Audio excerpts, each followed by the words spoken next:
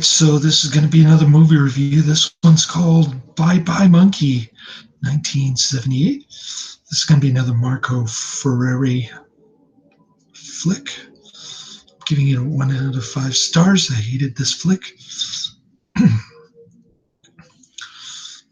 It's got some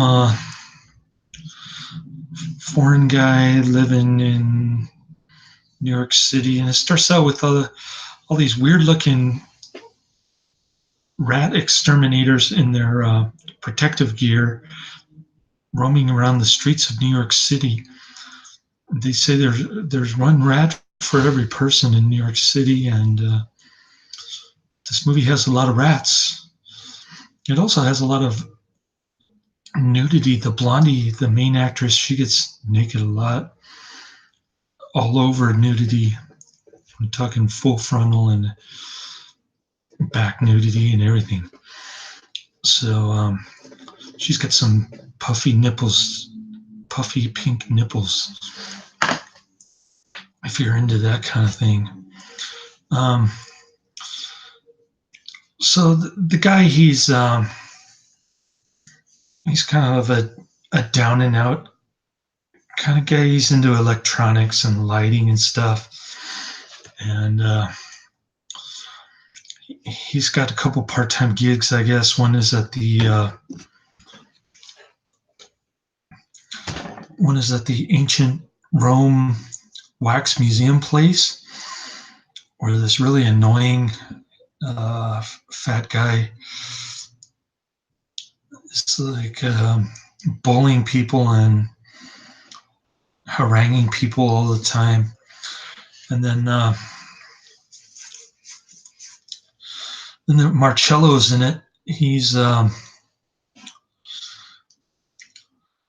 constantly getting rejected by women because of his age, and he starts getting teary-eyed and his lips starts twitching and stuff, like he's having an emotional breakdown over it. So there's that. And the other guy, his other job is working at some kind of feminist theater, kind of weird stuff. Okay, they hit him over the head with a bottle and then they rape him. And the girl who actually raped him while he was semi-conscious, after getting hit over the head with a Coke bottle, she ends up becoming his girlfriend, I guess. She's always coming over and stuff. In the meantime, they're just the motley crew of people in this movie, including Marcello and Geraldine Fitzgerald. They're like on the beach next to the Twin Towers, I think. I guess it's close to the Hudson River. I don't know, but like there's this giant King Kong stuffed gorilla just laying there on the beach, and it's the size of King Kong. And there's a baby chimpanzee hidden inside the giant gorilla. I'm not sure what that's supposed to mean, but the guy falls in love with the chimp. Marcello is supposedly allergic to the chimp, even though he's constantly hanging out with the thing, which doesn't make sense. And so one day they're like throwing a party at Geraldine Fitzgerald's house, and the dude gets her drunk, and he's just like French kissing her, and he's dry humping on her while Marcello's watching. He starts getting all teary-eyed and jerking the lip back and forth, twitch of the lip kind of thing. So Marcello decides to commit suicide in his little tomato garden. But before that, they they go to some government office to get the monkey registered as a human, supposedly so that the monkey has the same rights as a human. Then Marcello, in his suicide note, he leaves his last will and testament, which is to bequeath his entire estate to the monkey. And in the meantime, the dude's girlfriend gets pregos, the one who's like a total nudist in the literal sense. She gets pregos, and he doesn't want anything to do with it. So his reaction got her all upset. She just drives off, and they never see each other again. Then the dude just goes batty because his monkey got eaten by the rats. It's kind of a nasty looking pile of monkey after the rats got to it. And don't ask me how that happened. It occurred off camera, obviously, and then the chewed up monkey was the end result that we saw later on in the film. So at that point, this dude's just having a nervous breakdown, total. He just goes wacko, and he sort of inadvertently kills the fat dude who owns the ancient Roman wax museum. The place catches on fire, and he decides just to sit there and become engulfed in the flames along with the fire. And the ending didn't make any sense. So there you have it, folks. An Italian art house cinema trying to imitate Fellini and doing a poor job at it. This is an English language film, so it's kind of interesting in that aspect because it's got an Italian director. It takes place in New York City. But other than that, it's really, I couldn't get into any of the characters. I couldn't understand their motivations. I mean, why does this guy care more about a damn monkey than he does about his own flesh and blood living inside his girlfriend's womb? Makes no sense to me. But you never know these Italians, especially like Dario Argento when he did Phenomena, like making animals into incredibly intelligent, sentient beings with rational thought and everything. So there's that, and yeah, if you're an animal rights activist, you might like this, but the rats mangling the monkey kind of spoiled it for the animal rights people in this one. And yeah, it's got the feminism angle. It tries to be politically correct, of course, because it's a Marco Ferreri film. But like I said in my previous Marco Ferreri review, which I also hated the movie for that one. Dillinger is Dead. Also gave that one 1 out of 5 stars.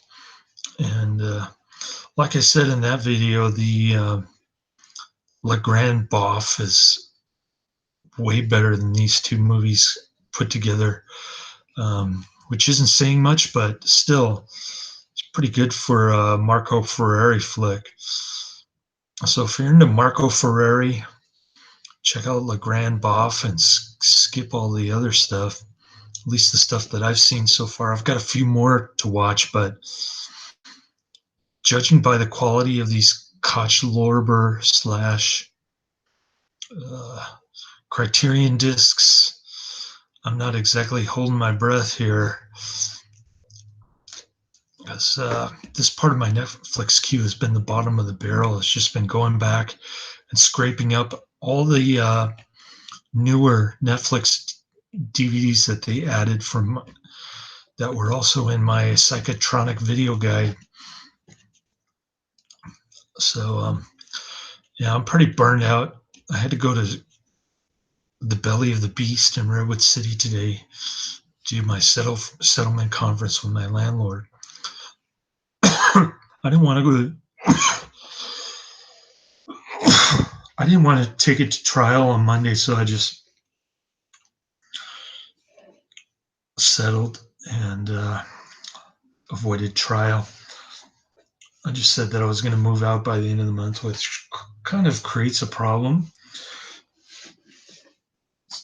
It might be a good problem come December when I cash out my stock options. So I might be able to get a 2-bedroom apartment. Then I won't look like a jackass trying to get the judge, convince the judge to have my son over for overnight stays. But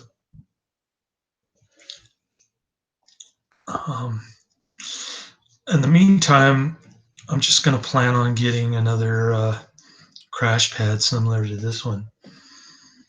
And I asked a couple of my former coworkers if what was the address where they crashed when they were working out of the same office.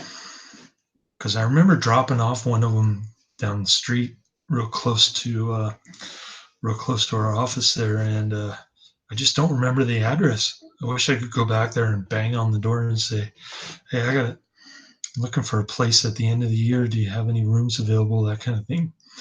I might just end up going door to door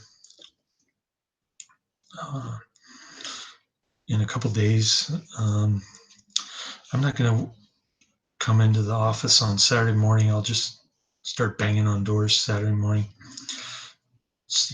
We'll see how that goes.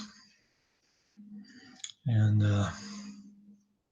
yeah, I'm just going to try it just to get like a month to month kind of temporary situation until I get settled with my stock options from my part-time grocery delivering job later this year. So that was the result of today. I spent a lot of time in the courtroom. I only got 6 3/4 hours of work in today. Then I had my son and I had to do laundry. And I finished up Bye Bye Monkey. So right now I'm watching Seeking Asylum, which is pretty bad. So far, I mean, yeah, it's kind of interesting. The guy's technique for getting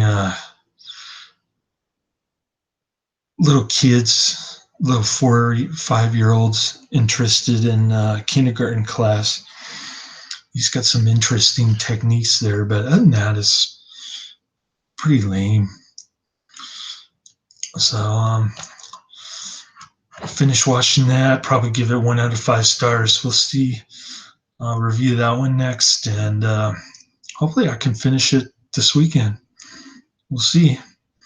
So try to get that in on, I don't know, probably next Tuesday. We'll see where my, I got my, I got to show you my t-shirt that I got. Hold on.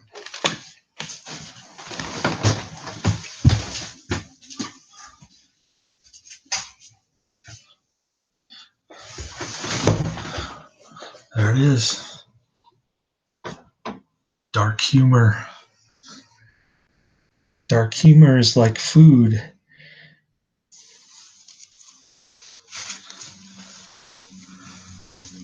Not everyone gets it. That's what it says. See? And of course, it's got the photo of Stalin and his Ukrainian starvation plan. So, yeah, I think I'll wear that to work on Tuesday. I already mentioned it to a coworker, and he got a chuckle out of it. So, at least he gets it. We'll see what my other coworkers say. And my son didn't get it, but in any case, I thought it was a cool T-shirt. Paid $15. What the heck? And got to start looking for another place to live. I know where I want to live, but I can't really afford it right now. I might be able to afford it in December, but I don't want to wait that long because I don't want to be living in my car or paying for a hotel room while I'm looking for an apartment. It's not a good thing. So I'm trying to find a place sooner rather than later. Bang on some doors to get a sublet room similar to this one because I can't afford to pay over $1,000 for rent here. But hopefully I can get a nice place that has an oven and some laundry facilities. I've been missing out on that for the last 5 years. All I got is like a microwave oven. So in a way, it's kind of a blessing in disguise. I can get out of here and I can afford a little higher rent if need be. Possibly a lot higher rent if the stock options work out the way I'm hoping they will. So keep my fingers crossed there. And I'm going to have a rough 2 months looking for a place. So wish me luck. Laters.